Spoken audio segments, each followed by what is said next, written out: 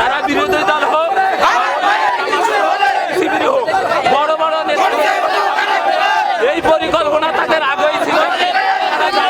এটা হাদি ভাই নিজেই প্রকাশ করে, প্রশাসন কোনো মাথা ব্যথা নেয় নেই, এই জন্য প্রশাসনদের আমরা এটা একটা নির্বাচনকে বানচাল করার জন্য একজন ব্যক্তিকে টার্গেট করা হয়েছে যে নিরপেক্ষ, এবং এটা পূর্বের যে সন্ত্রাসী কার্যক্রম যারা চালিয়েছিল দীর্ঘ 17 বছরের আয়নাগর গণহত্যা এবং যারা দেশটাকে একটা কারাগার বানিয়েছিল তাদের প্ল্যান পরিকল্পনা বাস্তবায়ন করার জন্য এটা হয়েছে।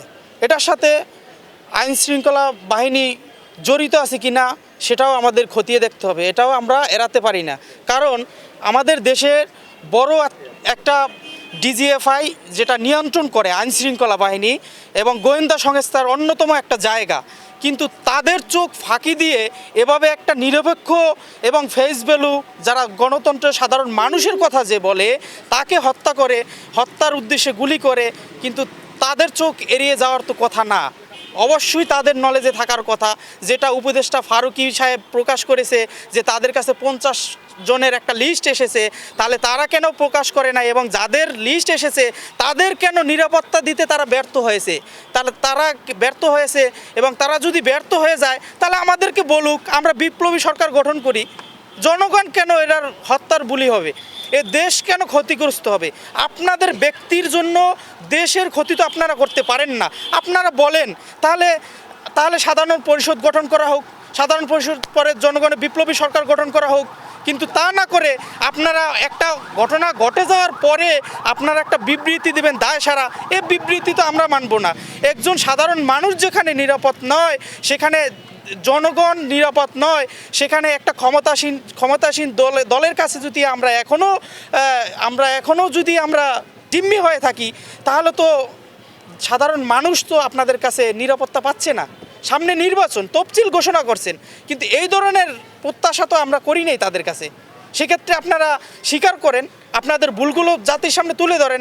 যদি না পারেন আমাদের কাছে বলেন, আমরা বিপ্লবী সরকার আমরা গঠন করব সব দলকে নিয়ে। কারণ এই দেশকে এগিয়ে যাওয়ার জন্য আরও 50 বছর এগিয়ে যাবে যদি সব দল ঐক্যমতের ভিত্তিতে বিপ্লবী সরকার গঠন হয়। এই ধরনের সন্ত্রাসী এবং এই আয়নাঘর আর থাকবে না। এই দেশ একটা স্বাধীন সার্বভৌমত্ব, এই পতাকার অস্তিত্ব রক্ষা করার জন্য আমরা প্রস্তুত আছি।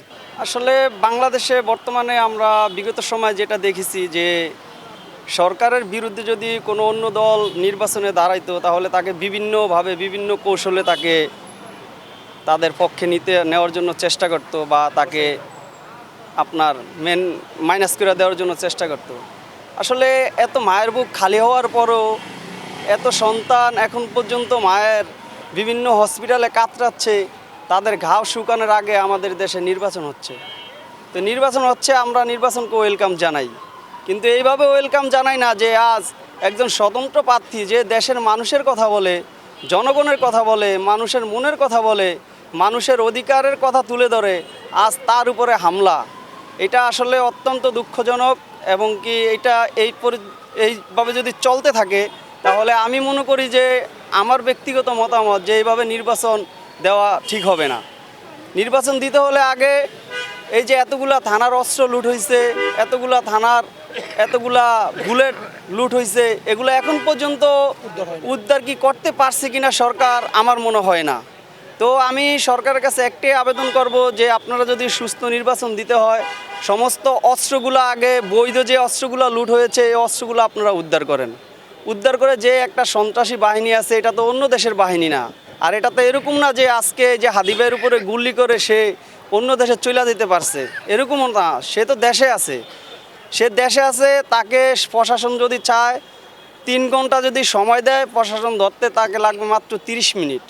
তাকে ধরে সুস্থ তদন্ত করে এটার সুস্থ বিচার যদি করা হয়, তাহলে যারা পূর্বে যে প্ল্যান পরিকল্পনা সাজিয়ে রেখেছে যে নির্বাচনের সময় আমরা নির্বাচন বানচাল করে দিব, সরকারকে প্রশ্নবিদ্ধ করব, এই জিনিসগুলো থেকে তারা সরে দাঁড়াবে।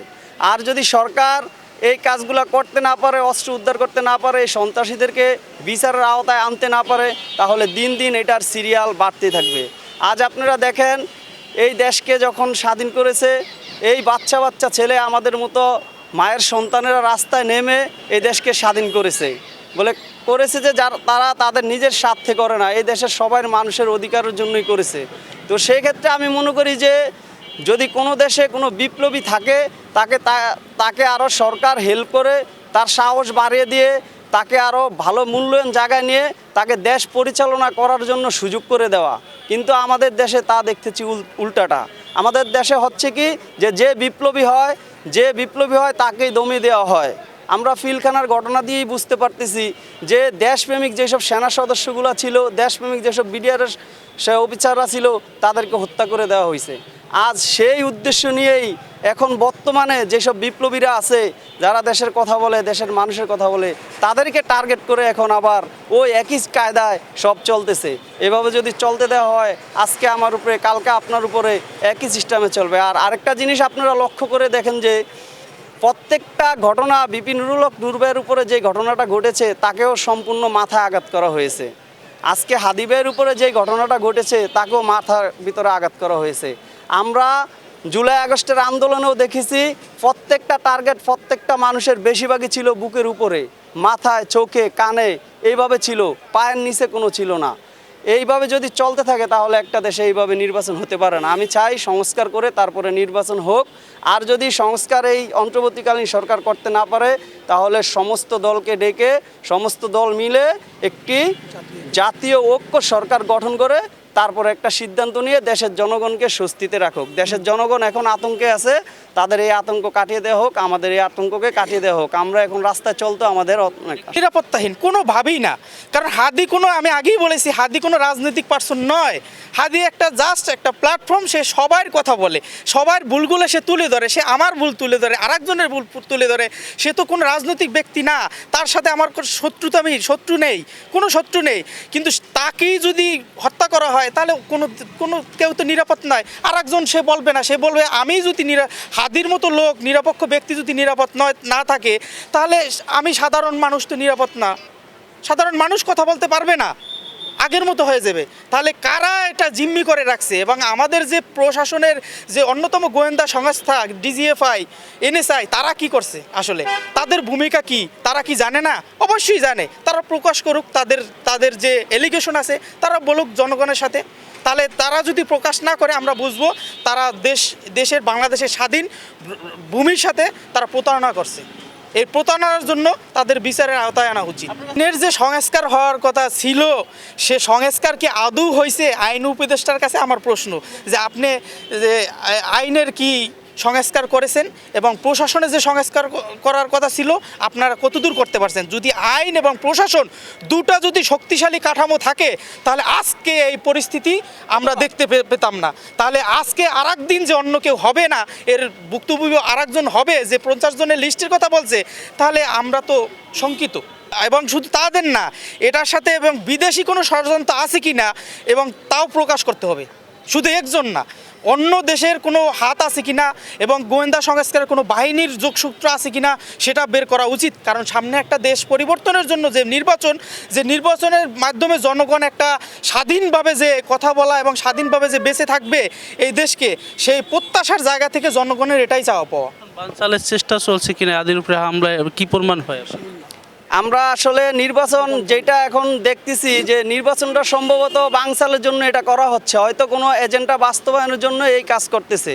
আর আমরা যেটা ওনারা চাচ্ছে যেই গোষ্ঠীটা চাচ্ছে যে নির্বাচনকে বানচাল করার জন্য, এটা যদি অন্তর্বর্তীকালীন সরকার শক্ত হাতে ধরে তাহলে মনে হয় না যে নির্বাচন বানচাল করতে পারবে। আর এইভাবে চলতে থাকলে, এইভাবে যদি অন্তর্বর্তীকালীন সরকার এই সুযোগ করে দেয় যে এইভাবেই চলতে থাকবে তাহলে মনে হয় না যে সুস্থ নির্বাচন হবে। আমরা আমাদের ভোট আগের পূর্বের মতো দিতে পারবো।